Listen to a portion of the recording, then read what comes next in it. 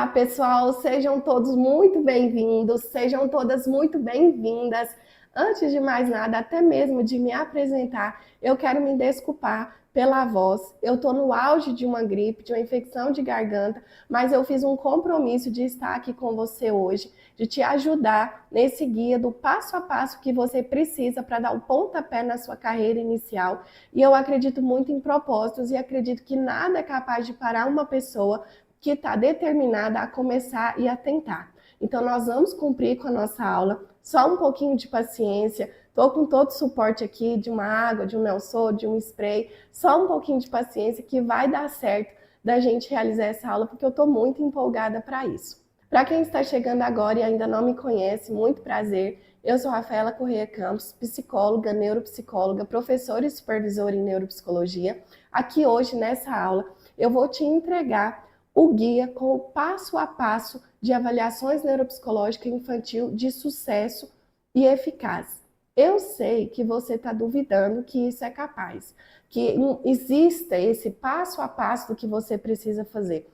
Afinal, você enxerga hoje a neuropsicologia complexa demais, a avaliação neuropsicológica embaraçada demais. Eu sei disso porque eu já fui iniciante e eu quero te provar que esse guia que eu vou te entregar, ele sim é capaz de desenrolar toda essa complexidade que hoje você enxerga que é a avaliação neuropsicológica. E eu sei disso porque, para mim, a jornada iniciante foi muito desafiadora por eu não ter a clareza desse passo a passo que eu precisava seguir no processo avaliativo. E os meus alunos que chegam para a supervisão, foi me incomodando muito o fato de serem bons alunos, excelentes alunos, terem feito bons testes na avaliação, escolhido uma boa bateria, chegava para a supervisão desejosos de resolver o caso, de fazer um raciocínio clínico, de entregar um bom trabalho, mas falta informação, informação importante para fechar o caso, mas que não foi feita, por exemplo, na anamnese, porque esse aluno ele não está preparado para fazer uma boa anamnese, saber conduzir uma anamnese, ou porque os dados daquela criança é só ali do consultório, não fez um 360 para enxergar esses comportamentos em outros ambientes, e isso dificultava, isso dificulta, isso impede a gente fazer um bom trabalho.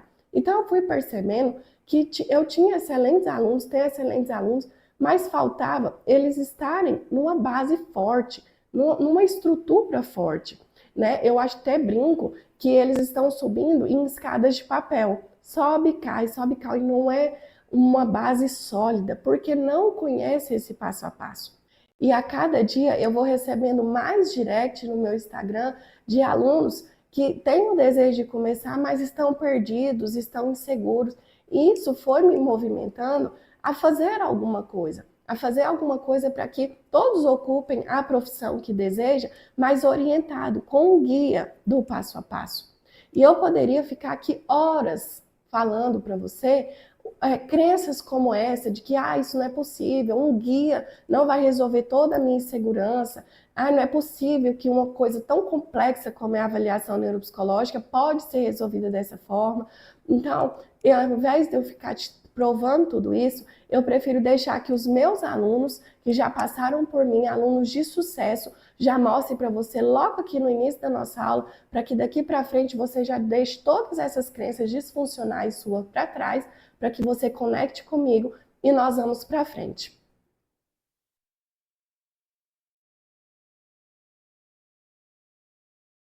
Esse aqui é o relato da minha aluna Elaine. Estou amando minha segunda-feira de supervisão. Eu ainda não fiz nenhuma avaliação, mas estou amando suas dicas e seu manejo. Foi na supervisão que virei a chave, pois eu achava que tinha que saber primeiro aplicar todos os testes, mas vi que só na prática vou aprendendo. Mais uma vez, obrigada. E agora eu vou mostrar para vocês a Elaine hoje, que não tem muito tempo, mas que ela virou a chave. E escuta só o erro que ela comenta que ela estava cometendo. E escuta só o erro que ela relata para nós que ela percebeu estar cometendo. Flores, eu sou aqui do Rio de Janeiro, né? Assim, eu tenho uma história com relação à supervisão e com relação à neuro, né? Sempre fui muito insegura de começar na neuro. porque eu sou muito perfeccionista, então eu quero tudo ali certinho, eu acho que eu não devo errar, só que eu descobri que não, eu vou errar, né, para poder aprender. O erro meu foi querer estudar todos os testes, interpretar tudo, sem ter nenhum caso, né, então esse foi um erro meu. Então, em um momento que você, né, falou assim, vamos lá, eu quero que você esteja participando da supervisão como seu primeiro caso, né? Então, eu acho que esse momento eu falei assim, peraí, eu preciso realmente começar, né? E aí, assim, uma pessoa entrou em contato e eu tinha muito medo, sabe? Quando as pessoas entraram em contato, falavam assim, não, não marca não agenda não, né? Eu ainda não estou pronta. E quando essa pessoa falou, não, Elaine, eu quero fazer com você. E aí eu lembrei do que você falou na supervisão. Começa, entendeu? E assim foi. Então, quando você falou assim, eu quero ver você com um caso clínico, eu quero ver, né, você atendendo, fazendo ali realmente a avaliação, isso virou uma chavinha, sabe? Eu falei assim, não, eu vou começar assim, não, pode marcar, tenho que entender tudo, eu não tenho que dominar tudo. Até porque hoje, eu falo que o que eu era antigamente, né, e olha que não tem tanto tempo assim da minha primeira avaliação, mas hoje com os estudos, com as supervisões e tudo, nossa, assim, é como se algo estivesse começando realmente a abrir na minha mente, sabe? Um entendimento. Como eu falei, eu ainda tenho muitas dificuldades, né? Principalmente com a questão do raciocínio clínico da avaliação neuropsicológica. Mas eu estou indo, né? Eu estou avançando. Então, eu acho que quando você empurrou, falou, vai, aí eu virou a chavinha e falei, agora eu tenho que ir, né? Quando missão dada, tem que ser missão cumprida, né? Então, vamos estudando, mas sempre ficava uma lacuna, né? Não que eu quisesse ficar aquela lacuna, mas de me perguntar, mas por que será que é assim e não é assado, né? Então, chegar na supervisão e ter esse feedback, né? Vamos assim, vamos assado, e você, vamos trocar essa palavra encaixa melhor, essa palavra significa isso. Se você pontuar dessa forma, vai ter essa interpretação, vamos pontuar dessa forma. Isso foi ampliando aí o repertório, eu acho que o repertório clínico, né, de interpretação clínica, e passar isso para o cliente quando ele veio, né, para a devolutiva, daqueles que foram avaliados, e ver que eles ficaram satisfeitos com aquilo que foi, né, colocado, fez com que eu também ficasse segura e entendesse que a parte da supervisão, né, fazer uma pós teórica é importante, mas colocar isso em prática, né, é muito mais, deixa a gente muito mais seguro. E fazer uma própria pessoa. Então, assim, tudo me trazia muita dúvida. Por isso que eu falo, a supervisão, ela realmente é essencial. Porque se na supervisão, não é só o laudo em si, né? Tudo que abarca para a gente fazer o laudo, né? Para ele ser feito, concluído e entregue à pessoa ou familiar. Então, assim, é essencial. Na minha opinião, não tem como você entrar na neuropsicologia, né, exercer efetivamente sem a supervisão. Estou muito mais segura, confiante, né, no que eu estou falando, né, para responder também as perguntas com mais assertividade. Então, sim, é um processo realmente necessário e realmente faz diferença. Porque se não fosse essas supervisões, eu não estaria hoje trabalhando, né, efetivamente. Então, me chamo Cristiane Secato, né? Sou aqui do Rio Grande do Sul, da cidade de Campinas do Sul, porque nunca iniciei muito perdida, né? Porque eu sempre gostei muito da avaliação psicológica, desde a minha época da faculdade. Então, eu sempre quis avaliação, isso eu tinha certeza. Aí eu fiz uma especialização em avaliação psicológica e neuropsicológica, mas eu comecei a trabalhar com outros setores. Então, eu trabalhei em setores públicos, né? E a partir deste ano de 2024, eu me decidi que eu ia viver literalmente da psicologia clínica e das avaliações psicológicas. Então, hoje eu sou somente psicóloga clínica e realizo as avaliações psicológicas, porque eu percebi assim, que eu tinha uma dificuldade dos meus laudos anteriores. Eu já fazia algumas avaliações anteriormente, mas a diferença de escrita é nítida, assim, que mudou lá atrás e agora, né? Porque agora está muito mais escrito, está muito mais organizado, tem uma organização ali de tabelas. Na verdade, não conseguia mesmo. Hoje eu já consigo. A anamnese tese eu consegui estruturar ela melhor também, para não ficar perdendo muito tempo, voltando em assuntos que às vezes não eram necessários. A devolutiva eu consigo explicar melhor para o meu paciente o os testes, o resultado dos testes, a interpretação. Eu consigo fazer orientações também, sugestões melhores. É muito bom ver o sucesso das minhas alunas. Essas são alunas de muito sucesso que começaram do zero na avaliação neuropsicológica e todas elas têm algo em comum que tem em comum com você. Estou perdida, estou insegura, todas trazem esse relato e eu também tinha esse relato quando eu estava iniciando. Meu início foi muito desafiador. Meus pais sempre preservaram pela educação minha e da minha irmã. Então, eles sempre mantiveram nós em boas escolas, nas melhores possíveis que eles conseguiam sacrificar para nos manter. Então, na nossa infância, minha e da minha irmã mais velha, nós não temos lembranças de viagens ou luxos, mas eu sempre estudei em excelentes escolas, porque na minha casa o estudo sempre foi algo que meus pais preservaram muito para manter. E quando eu fui prestar vestibular, ali, né, no auge da imaturidade, 16 anos, coloquei na camiseta terceiro ano, odontologia. A minha escola era uma escola particular preparatória de vestibular, então eles traziam o prestígio social das profissões, a medicina, a odonto e a engenharia, né? Eram as três frentes. E nesse prestígio ali, imatura, né, coloquei lá odontologia. Meus pais vibraram, aquela coisa toda e tal, né, que ia dar certo. Fiz o vestibular, Enem, participei ali dos 3 dias de SISU, pontuei bem na redação, então os primeiros dias dava para eu entrar para odonto. No terceiro dia, estava concorrendo em Uberlândia, Ponte Corte subiu muito, não passei. Fiquei 6 meses sem estudar, sem trabalhar, porque meu pai continuava acreditando fielmente que nós faríamos ali um empréstimo, o que é que fosse, para eu fazer odontologia. E eu cheguei para eles, no meio do ano, depois de 6 meses, um semestre, e falei que eu queria fazer psicologia. Eu senti a decepção deles.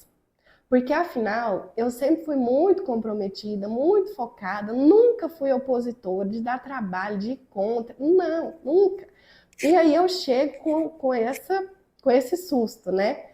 Saí de uma profissão ali que tinha muito prestígio social, financeiro para eles, e fui escolher a psicologia. Eu lembro até deles comentar assim, mas se uma pessoa tem dor de dente, ela vai no dentista, mas se ela tá com a cabeça ruim, ela não procura psicólogo. E o pior que isso, eu noticiei para eles que eu faria psicologia e, pior, teria que fazer em faculdade particular. Já que eu tinha, né, desperdiçado minha nota, que eu não concorria aqui para a Federal de Goiás, do meu estado. E aí, então, eles decidiram que seria assim, né, já que eu queria fazer dessa forma, então que eu ia cursar uma faculdade particular, eu teria que, então, trabalhar. E assim foi feito, né? Eu ainda era menor, né, de idade, então eles precisaram assinar a minha matrícula bem assim, né? Aceitando, não aceitando, né? Só aceito porque meu papel é aceitar, enfim. E aí eu comecei a trabalhar e estudar, né? Ao mesmo tempo. Meu primeiro trabalho foi jovem aprendiz, que eu fiquei alguns meses e já consegui outro trabalho. E aí eu comecei os primeiros períodos de psicologia. E os primeiros períodos, eu confesso para vocês que para mim é algo meu. Não, eu não via sentido naquilo.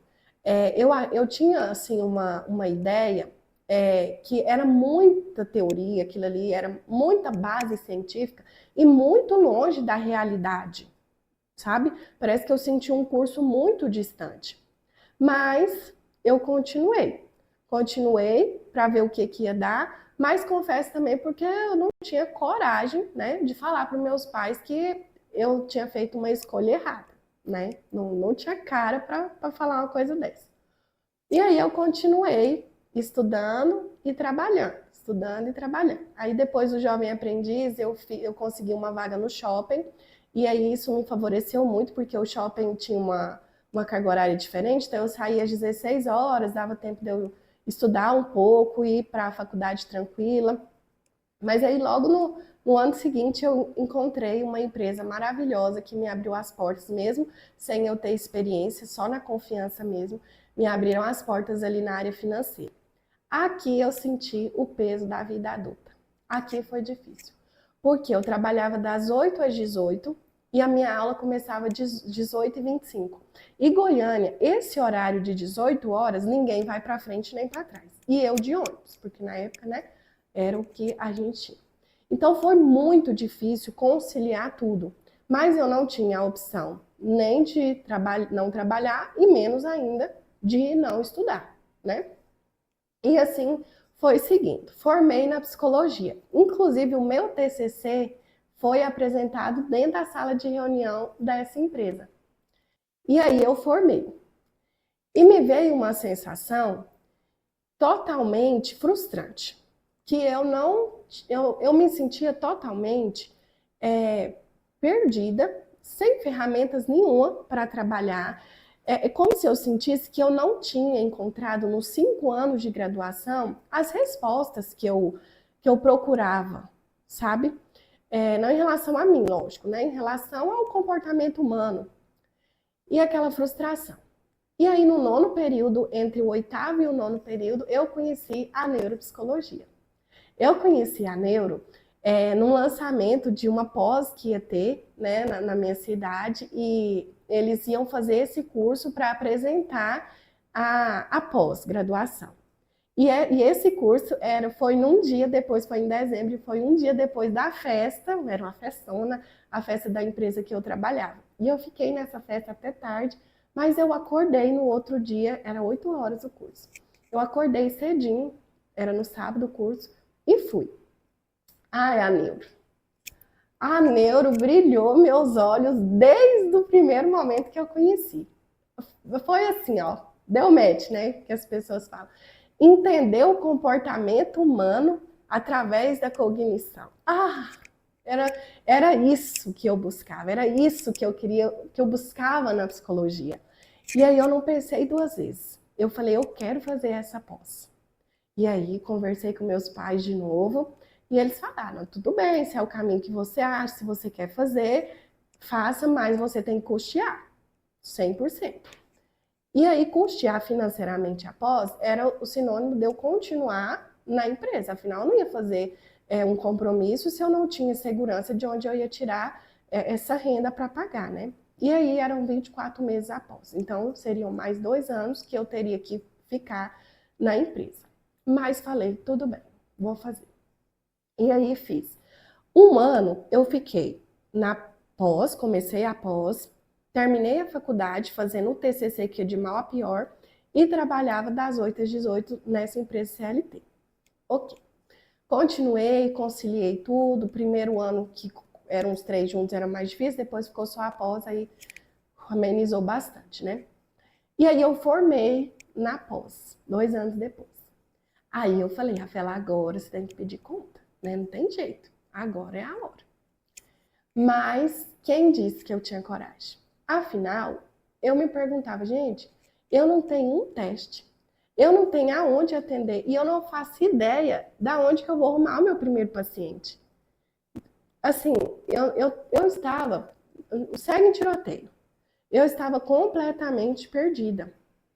E aí eu decidi ficar mais 1 ano na empresa. Usei uma estratégia inteligente que eu mesma tracei, falei, vou ficar mais 1 ano e vou estudar muito, para na hora que eu tiver expert nos testes, eu peço conta, né? E aí eu vou ter segurança para ir para neuro. E aí, assim eu fiz. Fiquei 1 ano na empresa e eu sou uma pessoa extremamente dedicada se eu me propor fazer X coisa. Então, eu não fazia mais ou menos o meu trabalho e nem mais ou menos os meus estudos. Então, foi uma época que eu abri mão de muitas coisas, né?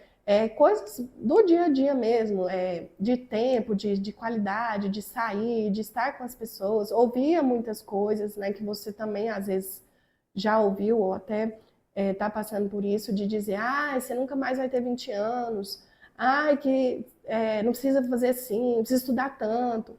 Mas, para mim, era a estratégia que ia dar certo. E assim eu fiz. Fiquei 1 ano estudando. E aí chegou no final do ano, eu comecei a me preocupar muito. Porque apesar de eu estar estudando esse 1 ano, mas era estudando mesmo, muito, não chegava a confiança. Eu continuava me sentindo não confiante. Mas dessa vez era diferente de quando eu formei na psicologia.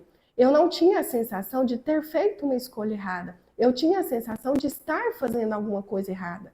E isso me matava, porque na minha casa o estudo sempre foi sinônimo do sucesso. E eu não estava entendendo por que eu estava fazendo tudo tão certo e não estava chegando o meu sucesso, que era a tal da confiança que eu queria, para eu me sentir segura para ir atender. Não chegava. E eu olhava aqueles certificados, podia ter trago para vocês muitos, muitos mesmo, mas não tinha segurança, eu não fazia ideia do que ia ser meu primeiro atendimento. E eis que me surge a oportunidade do primeiro atendimento. Eu aceitei, falei, pode agendar, mas não porque eu estava segura, mas porque eu tinha muita vontade de fazer aquilo dar certo. E depois que agendou, gente, com toda a verdade do mundo, eu rezava dia e noite para esse paciente marcar. Eu passava mal o dia inteiro da sessão. Eu trabalhava, né? Trabalhava das 8 às 18. Das 8 às 18 eu trabalhava passando mal de ansiedade. E até os minutos finaizinhos eu desejava esse paciente desmarcar. Igual a Elaine.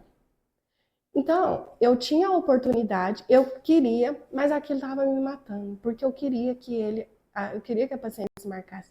Eu não fazia ideia do que ia ser essa sessão. E foi um desastre. Com toda a minha verdade, foi um desastre. Eu gastei 4 sessões na anamnese. E não foram 4 sessões assim de 50 minutos, não. Foram sessões longas e eu gastei 4 sessões. Era um paciente adulto. Hoje eu atendo exclusivo já há bastante tempo, só crianças e adolescentes. Mas esse primeiro paciente foi adulto. Gente, ela falava tanto, tanto, tanto. E eu tentando anotar, e eu não conseguia anotar. E eu achava, né? Que eu tinha aprendido. Não interrompe o paciente falando. E eu ali, parecendo um poste. E ela falando. E parece que tudo que ela falava não era o que eu precisava para o processo avaliativo. E assim foi. E aí eu só balançava a minha cabeça. Ela falava, eu balançava a minha cabeça, desejando virar fumaça. Hoje eu brinco, né? O neuropsicólogo calango. Ele só fica assim, na anamnese. Se a anamnese foi um desastre, imagina o processo. Quanto tempo eu não gastei para entregar a avaliação dela, né? E é claro que não vem encaminhamento nenhum dela, né? Eu não fiz uma boa devolutiva, eu me cobro muito, mas eu também sei quando eu dou meu 100% e eu me reforço. Mas quando eu também sei que eu poderia ter feito melhor, eu tenho muita autorresponsabilidade e consciência. Então eu sei que eu não tinha feito um bom trabalho. Eu sei que naquele atendimento eu não fiz uma boa anamnese, não é possível aquilo, que a anamnese era aquilo que eu tinha feito. E ela não me encaminhou ninguém, óbvio, né? Coitada. E aí eu entendi que eu precisava estudar mais 1 ano. E aí eu estudei mais 1 ano. Estudei mais 1 ano as questões ali que eu tinha falhado, né? Não queria pegar atendimentos, porque não, eu ainda não estou preparada, eu ainda não estou pronta. E de novo eu voltei para a estratégia de estudar. Estudar. E aí dessa vez a sensação que eu tinha já não era mais de estar fazendo escolha errada, de estar fazendo alguma coisa errada. Era a sensação horrível que eu tive de me encontrar que eu era um aplicador de teste, uma aplicadora de teste. Eu tive essa sensação, eu falei, gente, é isso então? Eu vou aplicar teste, eu vou aplicar, falar um resultado que eu vou olhar uma tabela, se está para cima, se está para baixo, é isso? É isso a neuropsicologia? E eu fiquei muito frustrada. Porque eu falei, bom, eu sou isso, então a minha profissão é ser aplicador de testes. E aí eu demorei mais 1 ano para entender, porque foi o ano que aí sim eu comecei a atender. Não foi 1 ano desperdiçado, jamais. Foi 1 ano necessário, foi 1 ano que eu aprendi, mas eu poderia ter feito muito diferente. O sucesso que eu tenho hoje, ele poderia estar sendo muito diferente. Se eu não tivesse gastado, entre aspas, esse 1 ano com essas estratégias que não funcionou, só me dava sensação de frustração. E aí eu comecei a atender em avaliações sociais. Teve uma campanha e surgiu isso, e eu me inscrevi, fui, e aí aqui virou a minha chave. Aqui sim, eu não parei nunca mais de atender depois disso. Nesses atendimentos, que era um valor social, que não cobria nem o consultório que eu sublocava, era um consultório um pouco mais caro, porque era uma região mais favorecida na minha cidade, mas eu precisava para poder dar esse tempo de eu conseguir sair do meu trabalho e chegar nesse lugar. Então, o custo dessa avaliação não pagava nem o consultório, nem os testes que eu locava os testes por período e comprava as folhas também picadas, né, de uma outra neuropsicóloga, porque também eu não tinha como comprar o bloco fechado, por exemplo, 25 folhas da RAVLT, né, eu ia usar isso com o quê? Enfim. E aí, aqui nesses atendimentos, eu fui aprendendo muito. Eu fui aprendendo a fazer anamnese, eu fui aprendendo a fazer reunião com a escola, eu fui aprendendo a lidar com as crianças. Mas, mesmo assim, eu não aprendia que, independente do caso, a avaliação era um processo que repetia para todo mundo de começo, meio e fim. Eu não entendia isso. E eu já estava atendendo muito. Muito que eu falo assim, todos os dias da semana eu atendia, entende? E aí o que acontecia? Isso foi me clareando. Quando eu entendi, eu não estou falando que todo caso é igual e todo caso tem a mesma complexidade. Não é isso. Eu estou falando que me deu uma luz depois de quase 3 anos. Me deu uma luz de eu entender assim, gente, isso aqui é um processo que tem etapas. De começo, meio, fim. Chega uma hora que eu tenho que entregar essa avaliação. E eu preciso enxergar se eu estou no começo, se eu estou no meio, se eu estou no fim. Eu preciso enxergar a próxima etapa que vem, porque isso me trazia segurança. Isso amenizava a minha ansiedade, porque a ansiedade é o medo do novo. Se eu não conheço a próxima etapa da avaliação, é claro que isso vai me dar medo. É claro que o meu cérebro, do ponto de vista da neurociência, ele vai fazer de tudo para eu fugir desse lugar, que é ameaçador, que é preocupante. Mas se eu conheço a próxima etapa, o próximo passo que eu tenho que dar dentro desse processo, que não é complexo, igual você está pensando, não é. Você reduz essa sua insegurança, reduz sua ansiedade. A sua insegurança de começar na neuropsicologia tem nada a ver com certificado de teste, com você acumular 1 milhão de diploma, de certificado para você ter autoridade, tem nada a ver com isso. A sua ansiedade vem da falta de conhecimento claro da sua estrutura. O que é isso? O que é esse processo? Quais são as etapas que eu tenho que seguir? É isso que te impede de começar. Não é teste, não. Isso aí você aprende no meio do caminho. E aprende muito melhor do que você ficar na mesa aí com o seu notebook estudando a aplicação de VISC. Você tem que ir lá fazer para você aprender.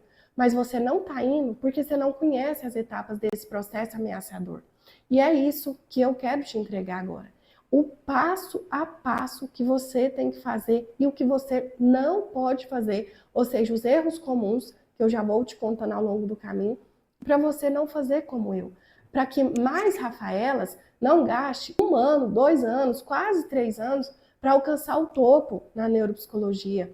Eu não quero que mais alunos cheguem para a supervisão desejosos, têm potencial, têm responsabilidade, mas quer desistir. Um dia um aluno chegou para mim e falou assim, eu acho que a neuropsicologia é só para os escolhidos. Isso me marcou muito. Não é uma profissão dos escolhidos. É uma profissão dos comprometidos a estudar, a ir sempre atrás, a praticar, a ir para a prática. E nada vai adiantar você ter a oportunidade do seu primeiro paciente e fazer como eu, que deseja que ele desmarque. Isso é péssimo, isso não precisa acontecer com você. E tudo isso que eu estou te entregando aqui, não é porque eu sou boazinha, eu sou humana, Rafa é meiga. Não, é porque, sinceramente, eu acredito muito que a neuropsicologia é linda demais. Ela brilha meus olhos desde o início. E ela não pode não ser uma profissão preenchida e ocupada pelos excelentes como você, que tem potencial para começar. Que mais Rafaelas sejam levadas a acreditar que a maneira tradicional que te ensina, que nos ensina, que é estudar, vai funcionar. Eu não quero que mais Rafaelas demore 1 ano, 2, quase 3 anos para chegar no topo da neuropsicologia. Eu não quero que mais alunos cheguem com bons potenciais, com vontade, com perfil de pessoa que tem responsabilidade, porque precisa, desistindo, não querendo começar ou achando que é difícil demais. Um dia um aluno falou para mim que a neuropsicologia era só para pessoas escolhidas. Isso me marcou, porque não tem nada a ver com isso. São para pessoas comprometidas, que querem fazer acontecer. E tudo isso que eu quero te entregar não está baseado no meu lado bonzinho, no meu lado humano, Rafa é meiga, não tem nada a ver com isso. Eu só não quero que mais Rafaelas sejam levadas a acreditar que o jeito tradicional que nos ensina de estudar, estudar, estudar, estudar é o que vai resolver. Eu não quero que mais pessoas acreditem que apenas estudar teste vai resolver e vai te trazer segurança. Teste, você pode estudar aí na sua casa, em frente ao seu notebook, e a aplicação todinha do VISC. Enquanto você não for lá para a prática fazer, você não vai aprender. Você está tendo a ilusão de que você não tem dúvida, porque assistindo a aula, você não tem dúvida mesmo. Então agora eu vou te mostrar esse guia do passo a passo. Aqui, então, nós temos esses 9 passos. Não desespera, não é para parar a aula agora, querer sair correndo. 9 passos que eu vou ter que seguir. A Rafa falou que não é complexo. Não, para com isso. Eu vou te explicar cada uma dessas etapas, inclusive, já te desmistificar, eu fiz uma enquete no meu Instagram essa semana. Se a avaliação ela era composta por anamnese, sessões com a criança e devolutiva. E eu tive mais de 70% de que isso era uma verdade. Olha aqui, o tanto de passo a passo, e a pessoa está resumindo a avaliação em 3 processos. Não é 3 processos. Eu vou te mostrar agora que não é 3, mas eu vou te mostrar que fazer 9 de maneira assertiva é melhor do que você fazer 3 sem entender o que você está fazendo. Então, o primeiro ponto, conquistar o seu primeiro paciente.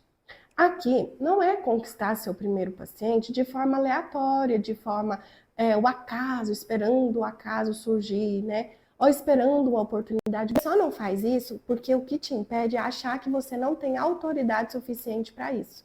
Você está associando, por crença disfuncional, de que a autoridade tem a ver com títulos que você carrega. Deixa eu te contar uma coisa. Eu já tive 3 consultórios. Os primeiros sublocados, 2 sublocados, 1 que eu tive, e agora esse último que eu tô há mais ou menos 1 ano. Nos 2 que eu fiz, eu queria fazer uma partezinha, né, para colocar os certificados. Esses lá que eu fui acumulando. E foi feito o projeto para ter, mas eu nunca coloquei. Nunca coloquei. E nenhum pai nunca me pediu um título meu, para ver quais são os meus títulos. Isso não tem nada a ver. Você sabe o que conecta o pai e a mãe ter confiança no seu trabalho? Você ser humano a ponto de conectar com eles explicando o que você faz. Explicando o que é a avaliação neuropsicológica. Mas não acredita no que eu estou te falando, não. Aí no seu meio, no elevador, pergunta para o seu familiar, restaurante, qualquer lugar que você quiser, uma pesquisinha rápida. Pergunta para a pessoa o que é a avaliação neuropsicológica. Vê quantas pessoas sabem te falar o que é. Eu tenho certeza que pelo menos uma vai falar assim, avaliação, o que é neurológica? As pessoas não sabem o que é o nosso trabalho. Elas não sabem o que significa isso. E olha para você, se você for num médico, num profissional, você é um familiar querido, e aí ele prescreve um exame, com um nome bem daqueles que a gente nem consegue ler. Ele te entrega esse papel e fala para você fazer esse exame, e no final você voltar com o resultado. E você tem outro profissional, que na hora que ele escreve esse nome, grandão lá, só beber água um pouquinho.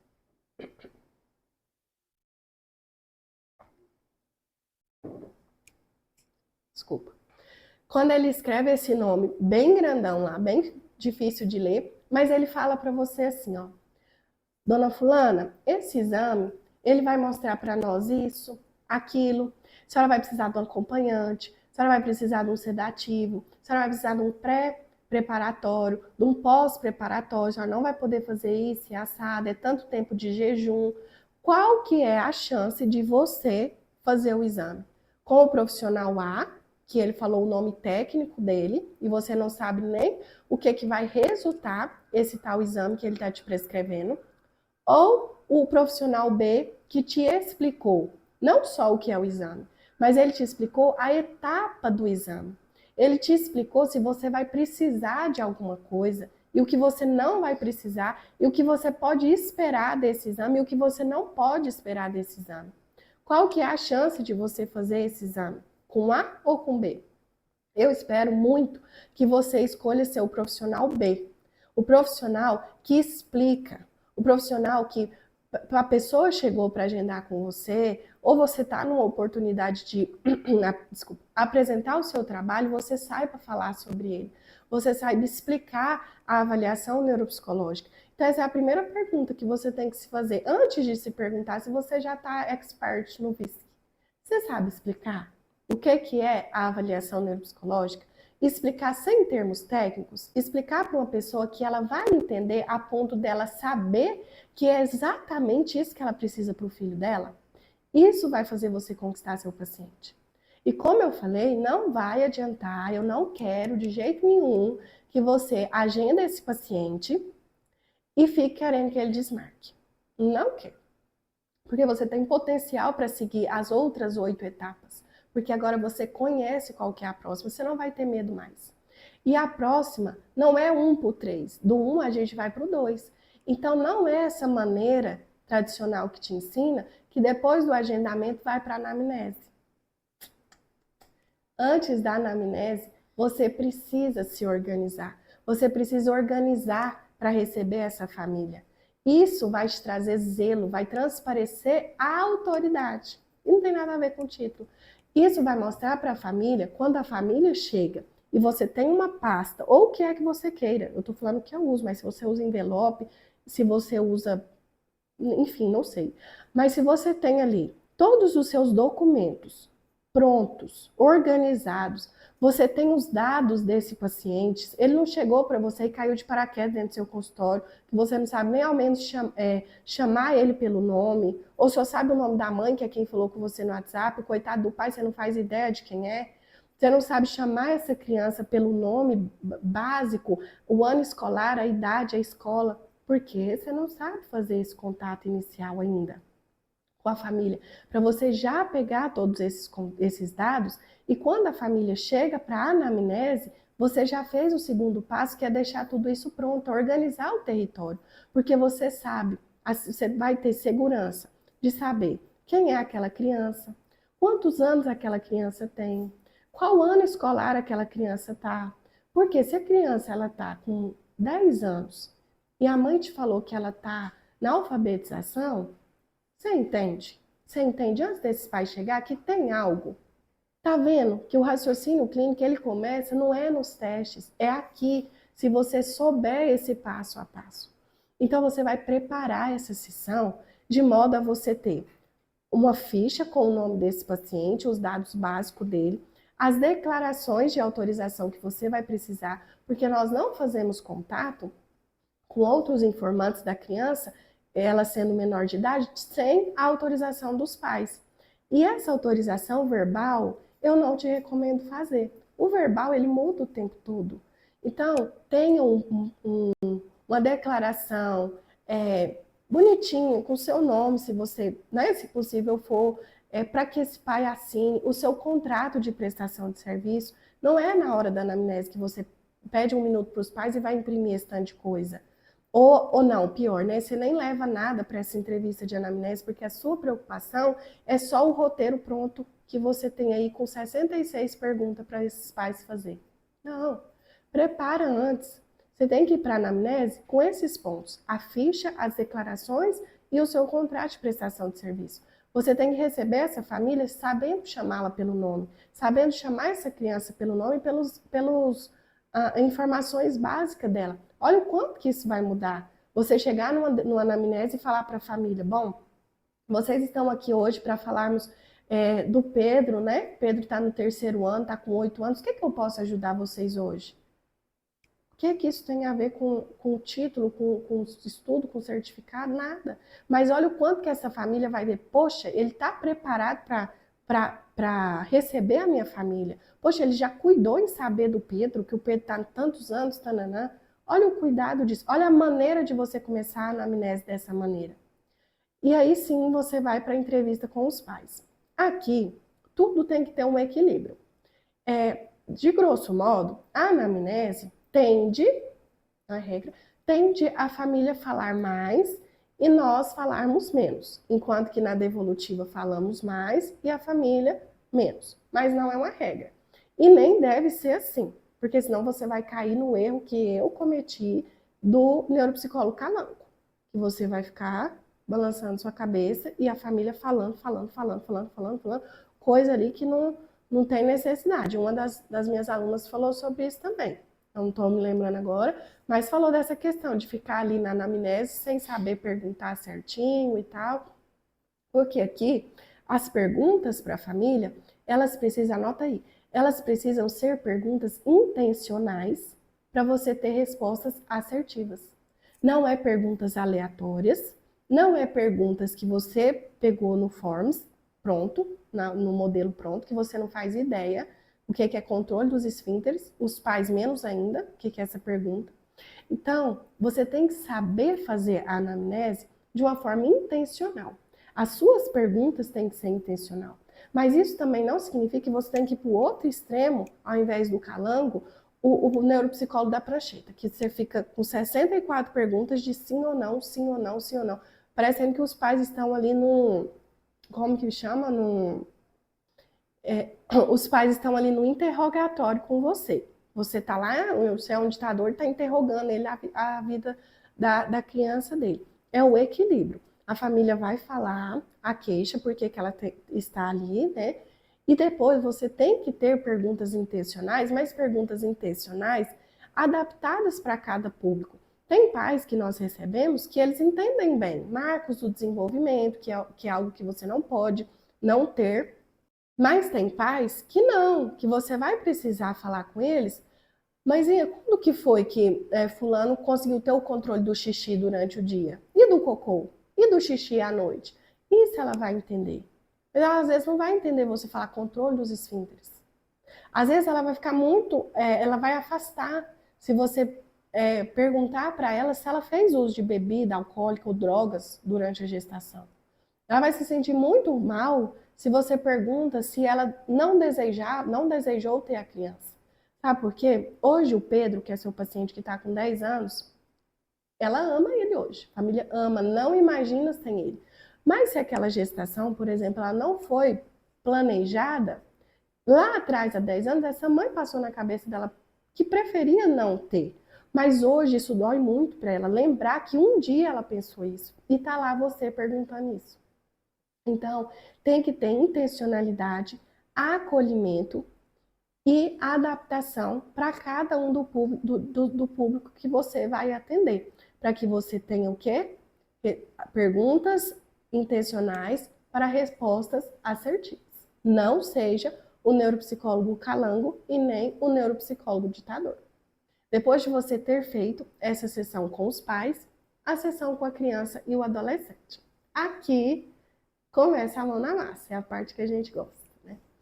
Eu amo o atendimento com as crianças. Para mim é a parte mais leve, né, mais tranquila de todo o processo. Mas também tem os desafios, né? Tem aquela criança que não quer entrar, tem aquela criança que mal você começa, ele já está cansado, ele não quer. Tem aquela criança que só quer brincar porque associou seu consultório com o parque da Disney. Tem os desafios também. E você precisa estar preparado, porque se eles não te aconteceu, eles vão te acontecer. E se a gente está preparado antes que aconteça, a chance da nossa performance ser melhor, ela é maior. Se eu já estou preparado, eu já sei como fazer, né? Porque se toda criança que fadigar, se você for fazer avaliação sem uso de teste, não vai fazer um TABS 4 na vida nunca, entende? Então aqui é manejo para lidar com a criança. Você não tem que preocupar de ser a sensação que eu tinha do aplicador de teste. Porque senão você vai sentar a criança na sua frente e vai aplicar teste.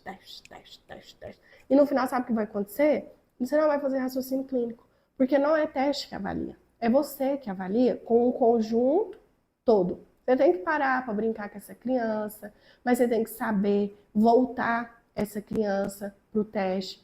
Você tem que saber conectar com essa criança, com a criança ou com o adolescente. Você tem que respeitar o ponto de saber que aquela criança, ela fadigou mesmo. E não vai adiantar você continuar o teste porque você está ansioso para terminar o processo avaliativo. Porque aquele teste não é o desempenho dela, é o cansaço dela que vai refletir ali. Então, são estratégias, por exemplo, de você saber, até mesmo para a criança, explicar por que ela está ali com você. Ela caiu de paraquedas. E é muito ruim fazer alguma coisa que a gente não está sabendo por que está fazendo. É igual você na avaliação neuropsicológica. Você não estava entendendo ainda esse processo que tem começo, meio e fim. Você não estava entendendo ainda onde que vai resultar isso. Igual o exame que eu falei do médico, você não está entendendo para que você tem que fazer esse exame com esse nome todo feio. E a criança é um ser humano. Ela precisa também de entender por que ela está ali. E você sabe explicar para a criança por que ela está ali fazendo essa avaliação, por que tem esse tanto de tarefa, o que vai resultar essas tarefas que ele ou ela está fazendo ali. Você sabe, por exemplo, que na primeira sessão a gente faz a hora do jogo, mas não é para a criança gostar de você, te achar e te Rafa, legal, vou querer voltar. Mas é porque a intencionalidade na hora do jogo é seu raciocínio clínico. O jogo, às vezes, até um quebra-cabeça, ele nos dá a resposta como figuras de rei, sabe? Então, precisa ter essa hora do jogo, mas com intencionalidade. Você precisa saber o que você tem que observar, você precisa saber voltar essa criança para o teste. E aqui vai uma orientação, não faça sessões inteiras só de brincadeira. Rafa, nem a primeira? Não. Sabe por quê? A chance dessa criança, na segunda vez que for, ela ficar frustrada de você enfiar a tarefa nela é grande. Porque ela foi embora a primeira vez com a sensação inteira de que ali é brincadeira, é jogos, é coisa legal, é divertida. E você não avisou para ele que tem a diversão, mas tem primeiro a obrigação, que são as nossas tarefas, que são os testes, né? Eu falo tarefa porque é o que eu uso para as crianças, para eu não falar teste. Então, assim, a primeira sessão pode ser o inverso. Pode ser tempo a mais de brincadeira e tempo menor de teste, mas coloque pelo menos uma tarefa. Para ele não vir na segunda vez e levar esse empurrão de que eu vim com expectativa e eu tenho que fazer esse tanto de coisa, porque os testes, eles são cansativos. Eles começam fáceis e ficam difíceis. Imagina para uma criança, que é o nosso público, que tem dificuldade. Ou seja, um cérebro que, típico, ele esforça 1x e com dificuldade ele tem que fazer 2x, o quanto que um BIS4 não é difícil? O quanto que um RAVLT não é difícil para essa criança? E aí você fez uma coisa boa no primeiro dia e não explicou para ela que ia ter isso. Aí ela vai se opor. Aí ela não vai querer entrar, ela vai querer sair mais cedo, ela vai arrumar 1 milhão de dor, ela vai querer que a mãe entre junto. Então tá vendo que tudo são coisas muito simples de se fazer, mas que você precisa conhecer. Você precisa saber fazer. Porque se você não sabe como que você vai fazer, você vai continuar errando, como eu errei. Depois, aqui, presta bastante atenção para você entender meu esqueminha. Sessões com a criança é o quarto passo. Enquanto você ainda está fazendo sessões com a criança, porque é uma média de 10, 12 sessões, não é isso? Durante esse tempo, você vai estar fazendo o passo 5 e 6. Enquanto está fazendo sessões com a criança, você simultaneamente está fazendo o passo 5 e 6. Quais são esses passos? 5. Correção dos instrumentos avaliativos. Você quer me matar, né? Mas aqui é o pulo do gato. Para o seu raciocínio clínico tão sonhado que você quer. Deixar para corrigir os testes lá no final de tudo é um desastre. Vai ser um caos essa avaliação sua, com todo respeito, vai ser um desastre. Por quê? Primeiro, que você não vai conseguir fazer seu raciocínio clínico, principalmente se você está iniciando. Você vai ficar totalmente sobrecarregado e vai achar que a neuropsicologia é um sufoco, porque você vai ter 1 milhão de papel, porque nós acumulamos muito papel. Você vai ter 1 milhão de papel para você corrigir, 1 milhão de tabelas para você olhar, e você vai cair num erro que não é que ele vai invalidar a sua avaliação, mas é chato, que é o quê? Você deu alta para essa criança no sentido que, mãe, já finalizamos os testes necessários, agora eu vou elaborar o documento e entra em contato para a gente marcar a devolutiva. Aí você vai para sua casa corrigir os testes. Aí você vê que um teste faltou. Ou você vê assim, ai, mas que teste estranho, que resultado estranho, parece com o fulaninho, eu deveria ter aplicado outro. Aí você liga para a mãe, mãe, tem como você trazer de novo o fulaninho? É normal isso aqui e tal, mas é porque eu preciso aplicar mais coisa. Não é errado, mas é chato, vai gerar uma angústia para essa família. De novo, pensa você faz um exame no médico, um exame cansativo, demorado, alguns dias, aí a clínica te liga falando que você vai ter que voltar lá porque faltou alguma coisa, ou porque você vai ter que repetir alguma coisa. O que é a sensação para você? Meu Deus, será que deu alguma coisa muito ruim? Será que o médico achou muito ruim e vai ter que fazer de novo? Será que eu tenho quantos dias de vida? Ah, mas que causa, eu vou ter que fazer tudo de novo? Nossa, não acredito que eu vou ter que... Essa é a sensação que vai dar. E o seu paciente é um ser humano, é a mesma sensação que ele vai ter. Então, se você aplicou, corrigiu, aplicou, corrigiu, aplicou, corrigiu, seu raciocínio no final ele está pronto. Ele está pronto, ele não vai vindo além. Então, fez VISC 4, senta e corrige o VISC. Ele vai te dar o norte do que você espera, por exemplo, no TAVS. Porque se ele deu algum pontozinho de atenção, você só sabe porque você corrigiu. Não, ninguém sabe, ninguém. Nem o neuropsicólogo com 20 anos, eu brinco com meus alunos. Se tiver aluno aqui, pode colocar aí. Se eu não brinco na supervisão, assim, quando vocês falam assim, ele tirou 4 no cubos. Aí eu não sei interpretar pontos brutos. Eu não sei, eu não faço a menor ideia do que significa 4 no cubos. Eu tenho que passar para o percentil, eu tenho que passar para ponto ponderado. Aí eu sei. Se você me falar, não, ele teve um ponderado de 8 no cubos, aí eu sei. Aí você sabe, o neuropsicólogo de 20 anos sabe, mas ponto bruto ninguém interpreta. Então você tá ali só com ponto bruto na sua frente, ou com seu achismo de tipo, ah, não, acho que ele foi bem, afinal ele fez até o 17. Aí ele tinha que ter feito até o 23. Então, não confie, corrige. Para a sua organização, para a sua demanda de tempo, não vai sobrecarregar você e vai estar facilitando seu raciocínio clínico. Ao mesmo tempo, você também vai fazer as reuniões multidisciplinares, que é com a escola e com outros profissionais que também acompanham essa criança. Alguns alunos falam que, não quero fazer reunião com a escola, pela insegurança ou porque não cobra um preço justo e aí acha que está perdendo tempo, que está demorando demais. Mas deixa eu te falar uma coisa, se você não escuta essa criança em outros ambientes, você não assiste essa criança em outros ambientes, você não fez uma avaliação 360 graus dela, você fez 180. É uma verdade ruim de ouvir, mas você fez 180. Porque você não pode desconsiderar que essa criança que está lá na escola, quando ela não está na família, ela está na escola. E você desconsiderar esse ambiente e pior, o ambiente que ela está junto de outras crianças da mesma fase do desenvolvimento. Essa história de que cada criança tem seu tempo é mentira. Tem não. Tem o tempo dentro da fase de desenvolvimento que ela tem. Então, se com tantos anos é esperada a fala, é porque fizeram estudos para que o cérebro naquela fase está desenvolvido a ponto de fazer isso. Se o fulaninho não fez e ele está junto de outras tantas crianças dessa mesma fase, aquilo que ele não está fazendo vai mostrar, vai aparecer. E a professora é seu parceiro. E outra coisa, DSM. O que DSM fala? Esse comportamento, esse sintoma tem que aparecer em 2 ou mais contextos. Você avaliou 2 contextos? Porque se mandar questionário para a escola não é avaliar 2 contextos. Essa maneira tradicional não funciona. Não funciona mandar questionário para a escola. Você precisa ir lá e fazer uma entrevista afetiva para essa escola confiar em você a ponto dela te abrir o jogo sobre o fulaninho. Aí você vai estar entendendo. Sabe por quê? Sistema nervoso central, o meu, o seu, do TDAH, do TEA, é um só. Todo mundo só tem um. Não tem jeito de eu deixar um em casa e levar outro para a escola. Ou deixar um em casa e trazer outro aqui para a nossa aula. As dificuldades e as habilidades que o meu cérebro tem, ele tem em qualquer lugar que eu vou. Ela pode se manifestar em maior ou menor grau em cada ambiente, mas ela vai manifestar. Se ela não manifesta, ela manifesta só um ambiente, isso tem que chamar a sua atenção. E se você não faz isso, você fecha um laudo errado.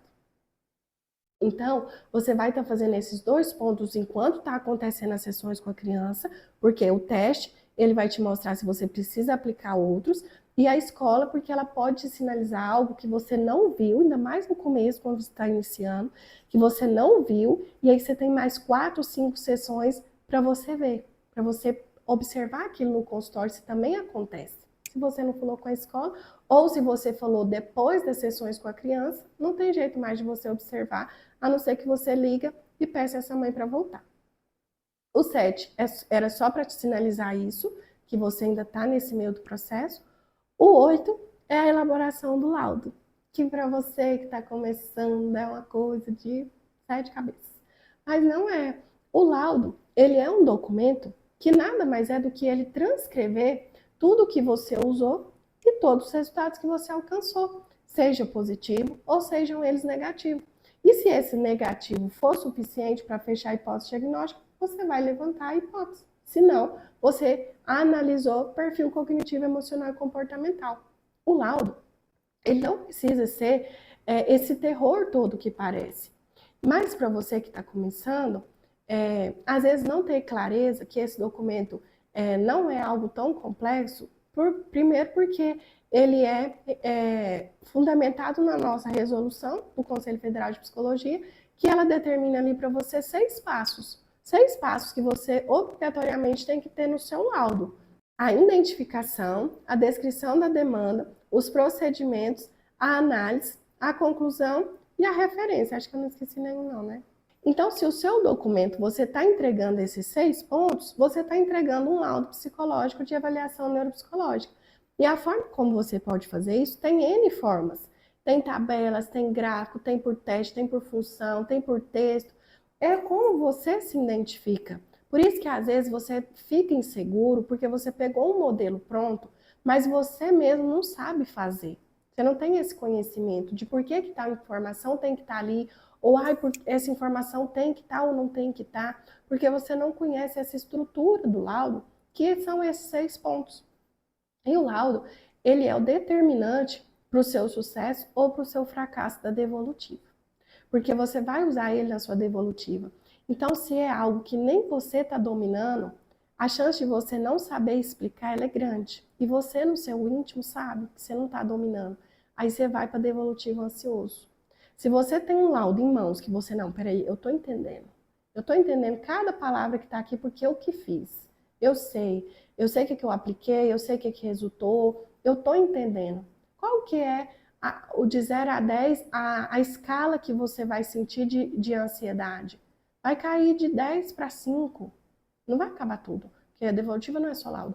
Mas entende que ele vai te preparar ou te deixar pior para a devolutiva.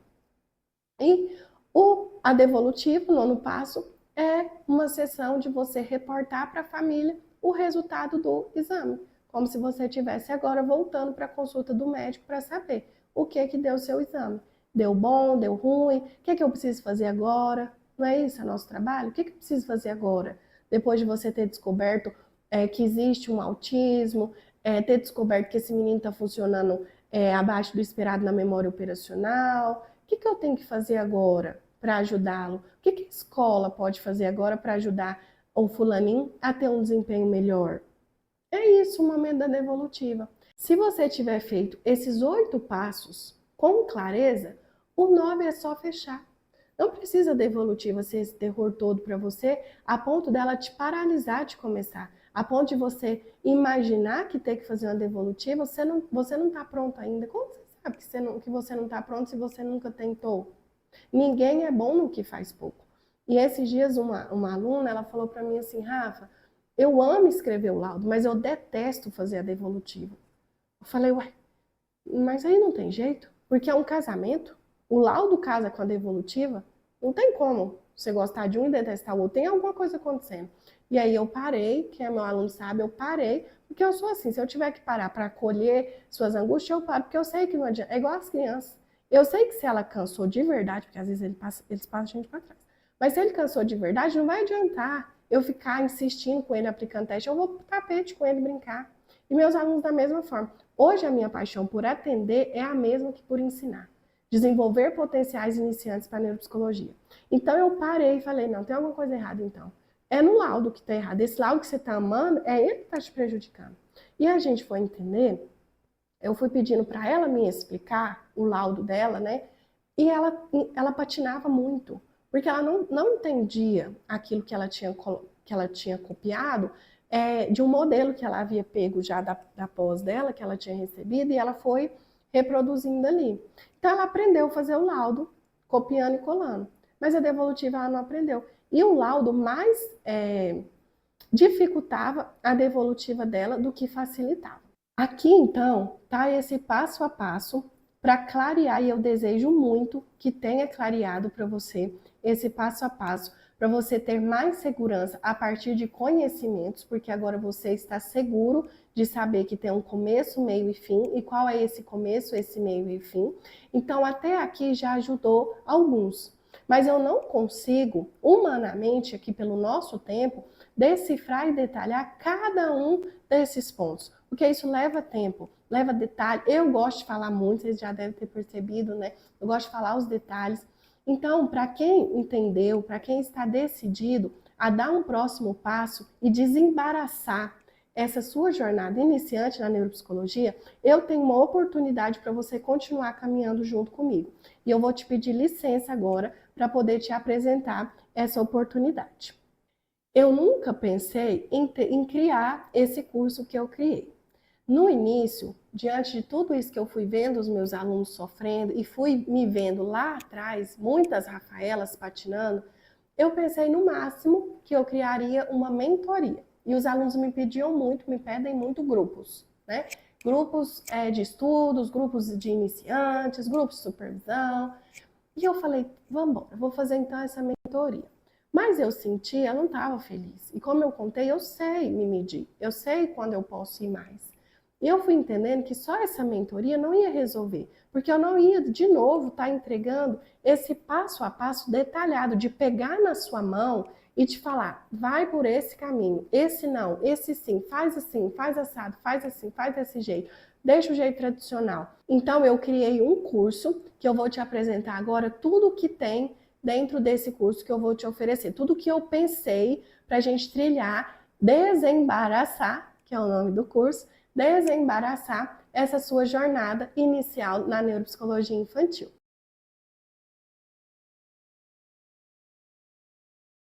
Nosso curso é dividido por módulos, então no primeiro módulo será os primeiros passos da avaliação neuropsicológica. Será aqui nesse módulo que eu vou te ensinar as estratégias assertivas para você captar o seu paciente, que foram métodos que funcionou para mim e que até hoje a minha grande número de encaminhamentos vem dessa estratégia.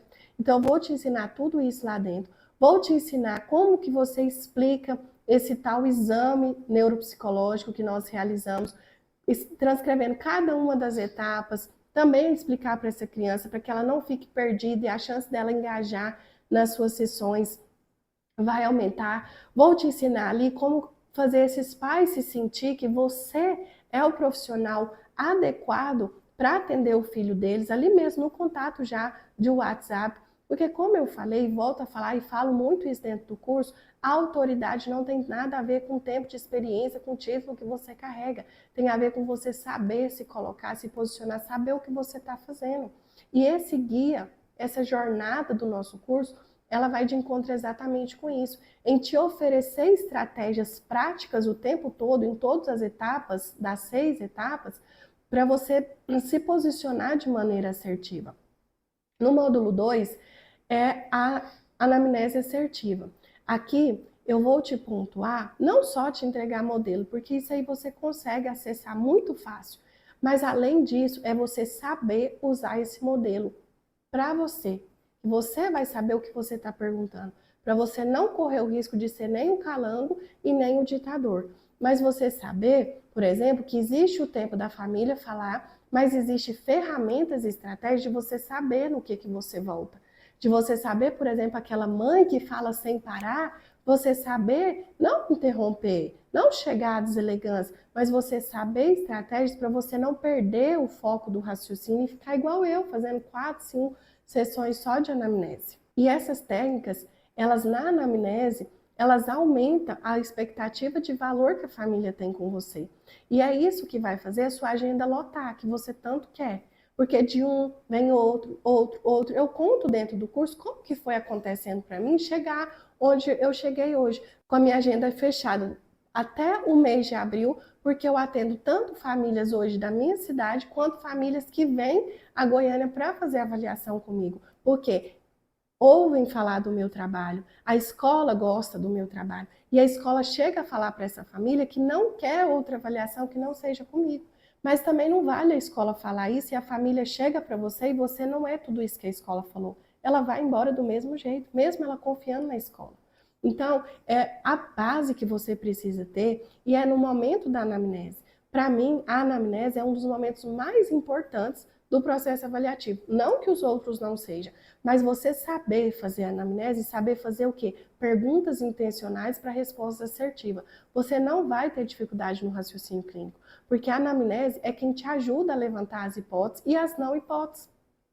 Mas se você não faz isso de uma maneira estratégica e assertiva, você fica um cego no tiroteio. Você chega ao final do processo faltando perguntas, ou informação demais, que mais te dificulta do que te facilita, mas tudo por quê? Porque você não tem experiência, e não ter experiência não é um problema. Você vai aprender com quem tem, porque tudo que eu ensino dentro do curso é tudo prática do meu método, tudo de coisas que eu tive que errar, infelizmente, para hoje eu aprender. Então você não precisa errar para aprender. Melhor do que errar para aprender é você aprender através de um modelo que já passou por isso. Então, dentro desse módulo, eu te ensino a fazer as perguntas, aquelas perguntas constrangedoras, né, vamos dizer assim, mas que você precisa fazer. E você precisa ter essa resposta, porque muda tudo. O comportamento dessa mãe na fase gestacional muda, reflete na criança hoje. Mas precisa você perguntar de um jeito ruim. Você pode perguntar de maneiras afetivas. O módulo 3, as sessões com a criança.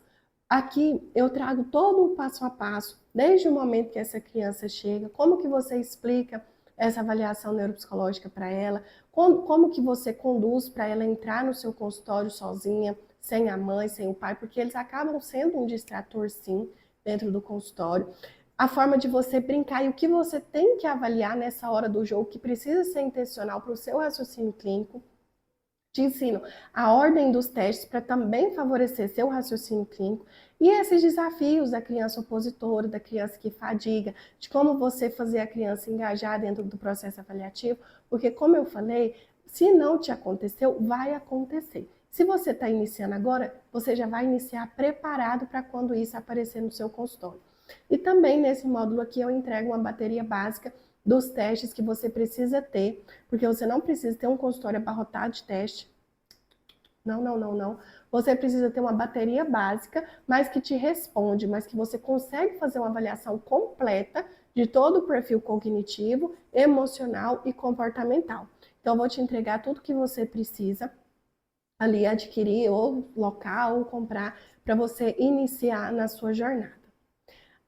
Passo 4, a estrutura afetiva a entrevista afetiva com a escola. Fiz questão de dar esse nome para esse módulo desde o início.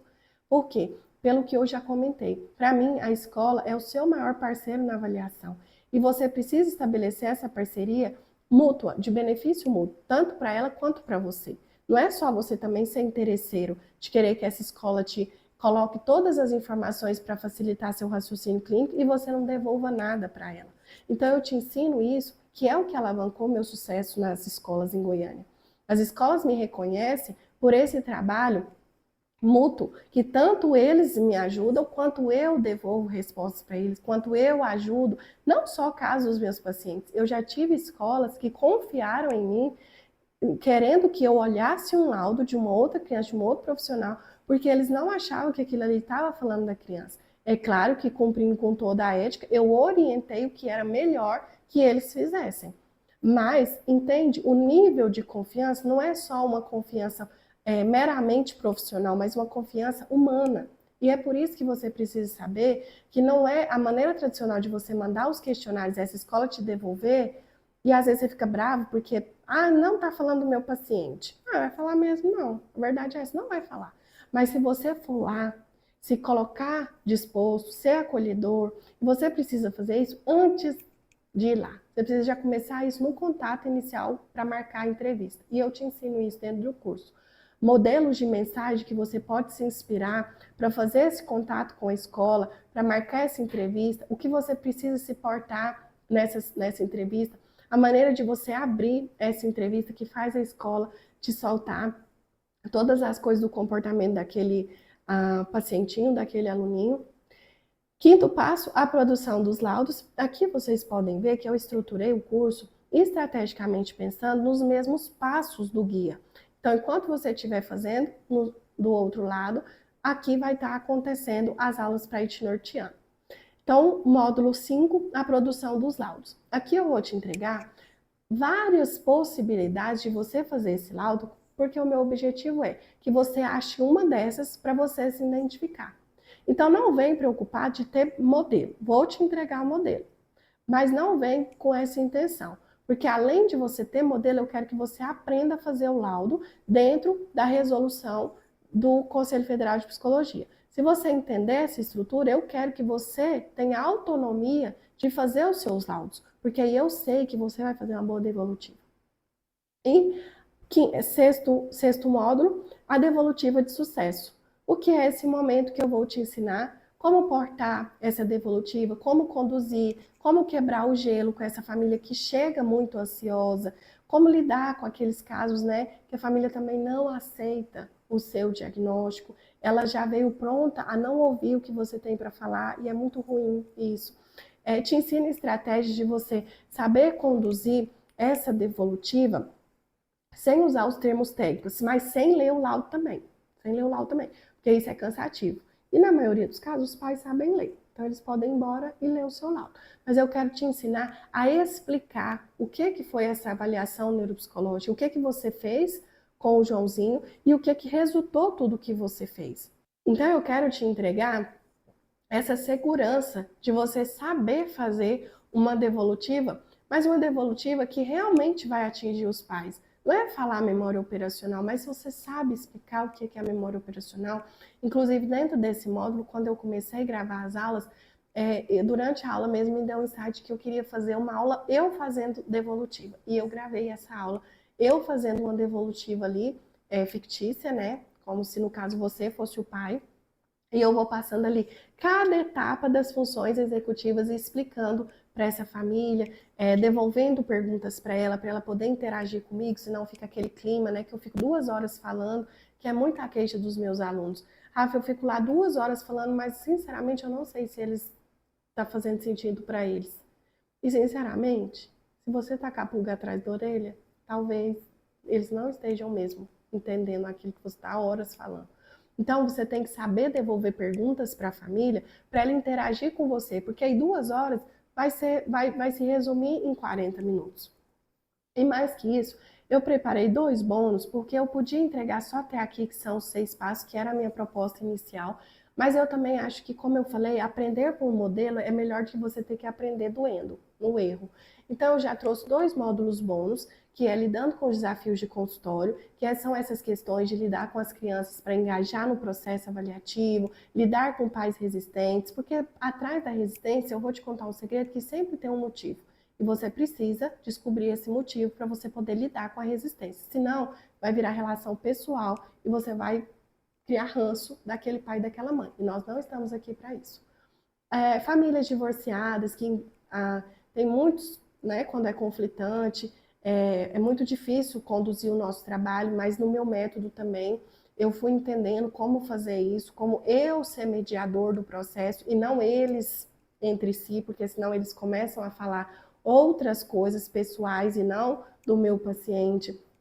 Coisas do dia a dia que vão te aparecer, se ainda não, elas vão surgir logo mais e eu quero já te entregar essas soluções. E, por último, otimizando seu raciocínio clínico e a rotina de consultório, para que você aprenda que o raciocínio clínico que você quer, que os meus alunos chegam desejando, eles não vêm com a receita de bolo ou no final da avaliação tem uma luz que pisca assim, ó, é TEA, é transtorno de aprendizagem. Não, existem estratégias que você pode fazer simples, mas que é ao longo do processo que vai construindo seu raciocínio clínico. Não é ao final, não é no último minuto, os 45 segundos, que esse seu raciocínio surge ou amadurece. São coisas que você faz ao longo do processo que ao final você já está tanto com os resultados prontos, como com o seu raciocínio e a sua rotina não sobrecarregada, não essa loucura toda que pregam aí, que neuropsicólogo não tem vida. Olha, eu vivo muito bem na neuropsicologia. Tenho meus finais de semana, tenho tempo de qualidade, faço o que eu gosto e é isso que eu desejo. Eu desejo que mais pessoas estejam ocupando esses lugares mais bem, vivendo bem da neuropsicologia. Claro que se isso fosse o sonho, como era o meu e como eu realizei. E mais que isso, como eu mencionei, e é uma verdade, vocês podem olhar e se tem esse curso em algum outro lugar, eu nunca fiz esse curso antes e eu não sei se eu farei novamente. Então, para bonificar esses que estão confiando no meu trabalho, que estão confiando no curso, que estão acreditando que eu sou a profissional responsável para te nortear e desembaraçar a sua jornada inicial na neuropsicologia, eu fiquei pensando, desejosa do que mais eu poderia oferecer para esses alunos que já estão decididos a iniciar. E uma das coisas que eu fiquei pensando da prática, porque é um curso 100% prático, né? Não tem teoria, tá? Então já aviso, não tem teoria, é um curso prático do meu método que funcionou para mim. E eu fiquei pensando o que mais eu poderia fazer. E aí eu lancei uma aula exclusiva, que eu nunca dei em lugar nenhum, do TDAH na prática. Porque eu fiquei pensando que até a parte de você fazer a devolutiva, as orientações e encaminhamentos, você cumpriu para o que você foi contratado. Você cumpriu com o seu trabalho. Mas quando você pode oferecer algo a mais, isso alavanca o seu sucesso. Isso muda a percepção de valor que a família tem no seu trabalho. E é o que acontece comigo hoje. Hoje eu não paro ali no passo 6 da devolutiva das orientações, eu vou além. Eu explico para essa família o diagnóstico, eu faço uma psicoeducação do caso, eu faço rotina com essa família, eu vou além, porque eu tenho conhecimento. Então, eu quero te entregar para os alunos que se inscrever até amanhã, segunda-feira, meio-dia, 11h59, meio-dia e 1, tá fora. Vai ganhar essa aula exclusiva, vai garantir esse passaporte do TDAH na prática. Essa aula, ela funciona, eu fiz essa aula de uma forma que ficou muito bacana, que ela atinge tanto pais, professores, profissionais. Então, eu faço uma psicoeducação do que é o TDAH a nível da neurociência, mais explicando de uma forma lúdica, de uma forma que todos entendam, desmistificando os tal dos mitos que estão surgindo, que TDAH é modismo. Então, eu trago o histórico do TDAH dentro desse curso, mas de uma maneira bem tranquila, que você pode explicar para sua família quando você estiver diante daquele pai que está falando que o TDAH é da indústria farmacêutica. E também trouxe estratégias na prática, por exemplo, de lidar com esse aluno no TDAH, se o problema dele é desatenção, mas se o problema dele é a hiperatividade, como lidar com ele em casa, como lidar com ele com a rotina, como lidar com ele nas tarefas de casa. Então, eu fui pontuando estratégias, não é receitinha de bolo, tá? Não existe isso. Você pode ter 10 TDAHs, todos do mesmo perfil, mas cada um vai exigir uma modalidade de suporte diferente, estratégias diferentes, mas ali eu trouxe esse apanhado que, de modo geral, ele vai funcionar ali para qualquer um que seja o seu caso. Então, isso aqui te diferencia. Eu te garanto que você saber isso daqui te diferencia no mercado de todos os outros profissionais. E tudo isso que eu estou te mostrando, ele poderia valer aí nas minhas contas, de tudo que eu me baseei das aulas de curso que eu já ministro e vendo, ele poderia valer muito mais do que R$2.000. Mas para essa turma não vai valer esse valor. Essa turma vai valer um valor muito especial e vai valer menos, eu te garanto, que vai valer menos do que a avaliação neuropsicológica que você vai conquistar, porque eu vou te ensinar a ter segurança e autoridade de explicar o seu trabalho, segurança de falar com a escola, e ela vai te trazer encaminhamentos. Então, para essa turma, será apenas 12 vezes de R$100,10, ou R$997 à vista. Mas além disso, Além disso, eu quero mais, porque o meu desejo é realmente que esse curso ele seja um sucesso, porque eu fiz com muita dedicação, muito carinho. Então, para quem se inscrever hoje, R$ 23,59, meu financeiro ainda vai liberar mais R$ 200 de desconto. Então, os alunos que estão decididos aqui, os que estão decididos já, coloca aí para mim, que está decidido, porque eu gosto de gente decidida, a neuropsicologia precisa de gente decidida, gente comprometida. Vai para você, então, até hoje, R$ 23,59 de domingo, 797 ou 12 de 7591. Se você dividir esse valor por dia, dá menos do que o café da manhã que você faz. Pelo menos aqui na minha cidade, o café da manhã ele tem um custo muito maior do que se eu dividir esse valor por dia. Para você estar levando tudo isso, e mais do que isso eu vejo, você está comprando a segurança de você iniciar no seu sonho, que é iniciar bem a sua jornada na neuropsicologia infantil. Então, fica com você agora a decisão de você se inspirar e aprender com a Rafaela de agora ou se inspirar e errar com a Rafaela lá de trás, diante de toda a trajetória que eu tive que fazer para eu poder alcançar o topo na neuropsicologia. E fique muito tranquilo que se por algum motivo você que tiver que desistir da compra, eu acredito no material e na qualidade que eu fiz.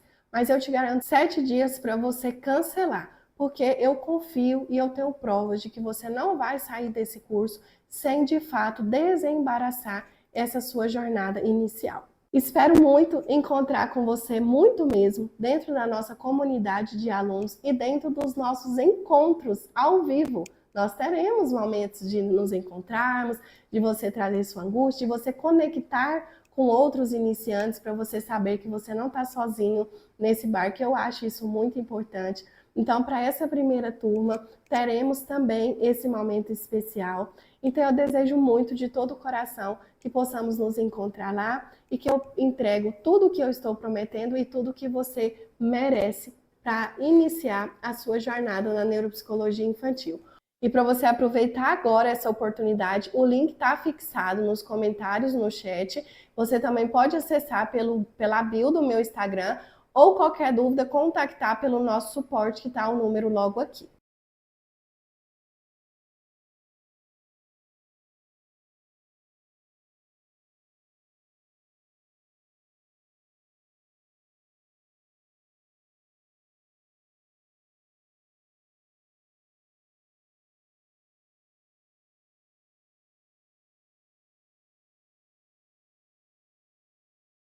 Se a supervisão, eu comecei com um pensamento, uma crença, na verdade, né, que me limitava muito, eu tinha que aprender tudo primeiro.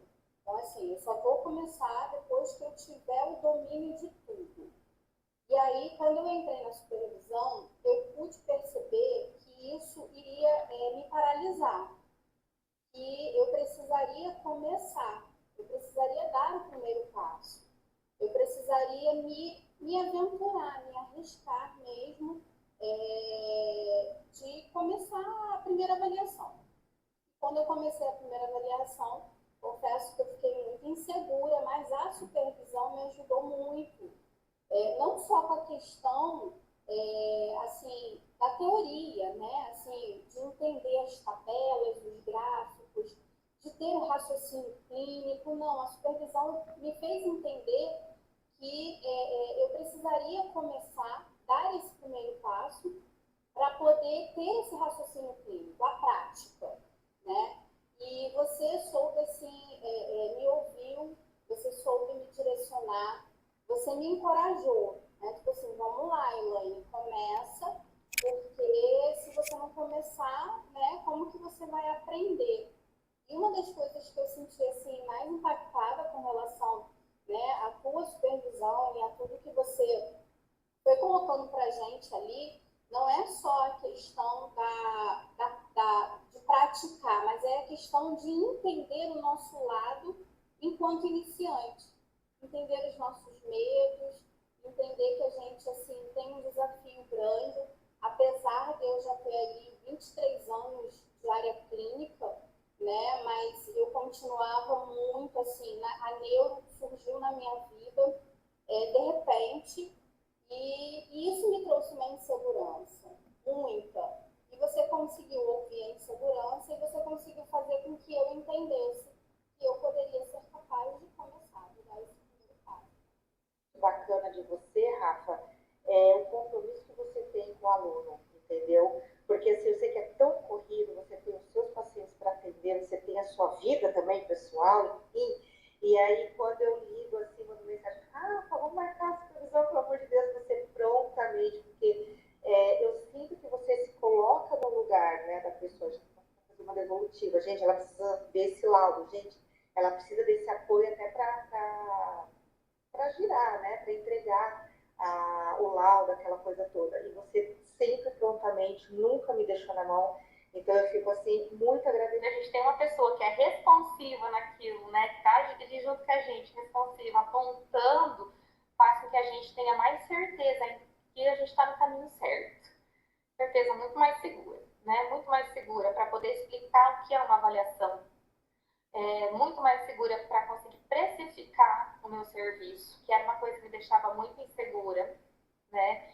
Muito mais segura para quando um profissional fala, mas eu não consigo entender, ou eu não concordo com isso.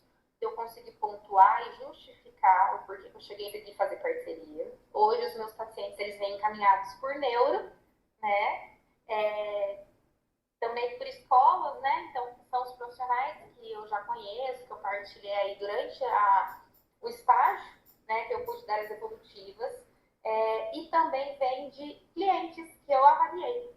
Então, eu tenho recebido também, né? Olha, vai lá, então a pessoa fala, olha, a fulana falou que fez uma avaliação com você e tal, gostaria de conhecer, então eu convido essa pessoa para vir. Né? Depois, com o passar das suas supervisões também, a facilidade em realmente estar realizando a escrita do laudo. Né? Poucos profissionais que trabalham realmente com a neuropsicologia, né? Porque profissionais que realizam testagem psicológica nós temos, mas que faça avaliação psicológica, avaliação neuropsicológica realmente com cuidado, com aquele olhar clínico, com olhar toda a dinâmica daquela criança, ou enfim, daquele avaliado, né? Verificar, fazer visitas para a escola, fazer visitas com outros profissionais. Então, isso que realmente faz a diferença numa avaliação psicológica. E quando a gente está trabalhando com aquela criança, é olhar toda a dinâmica daquela criança, olhar todos os ambientes, é a questão familiar, é a questão escolar, é a questão... Esse processo mesmo de colocar a mão na massa, né, vamos dizer assim, pegar mesmo uma pessoa, né, um paciente, e fazer todo o processo, que inclui a supervisão, nossa, porque assim, a teoria ela é maravilhosa, nos ajuda muito, a gente precisa dela, mas realmente, quando a gente junta, né, as duas, a prática e a teoria, a experiência realmente é fantástica. E realmente a gente amadurece muito como profissional.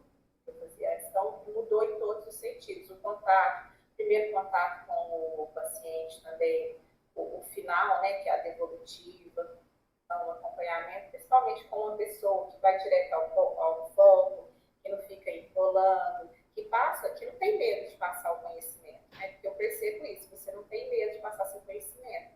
Você passa para a gente da forma que você aprendeu, da forma que você sabe, e é uma forma da minha vida. Realmente, se a Vanessa, antes da supervisão, não tinha segurança, confiança nenhuma para fazer uma avaliação. Hoje eu me sinto muito confiante mesmo. Estou sabendo muito mais do que no início, né? E a gente precisa disso. Esse suporte é muito importante mesmo.